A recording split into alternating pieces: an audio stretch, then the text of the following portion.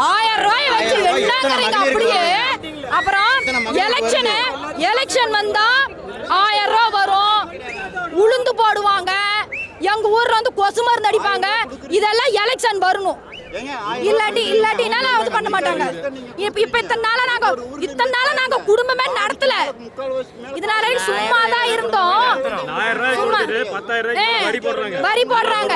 எதுக்குங்க அவ்வளவு இது? நீ 1000 ரூபாய் கொடுக்குற, சரி இலவச பஸ் விடுற, சரி இலவச பஸ்ல ஏன்னா நாங்க தானே டெய்லியும் போயிட்டு வந்துட்டு இருக்கோம். எங்க வீட்டுக்காரங்க ஆம்பளைங்க தானங்க முக்காவாசி பஸ்ல டிராவல் பண்றாங்க. அவங்களுக்கு 5 ரூபா டிக்கெட் 50 ரூபான்னு பண்ணிக்கிறேன். இதுல எங்க ஃப்ரீ இருக்குது? அப்புறம் பால் விலையை குறைக்கிறேன்னு சொல்லி மாட்டு தீவன விலையை ஏற்றிடுறேன். அதுல எங்க இருக்குது? ஜிஎஸ்டி வரி போடுறேன். நாங்க கஷ்டப்பட்டு ஒரு இடம் வாங்கினா அதுக்கு நீ டாக்ஸ் கட்ட சொல்றீங்க. பத்திர ஆபீஸ் போனா 40,000 30 இடமே வாங்கிடலாம்.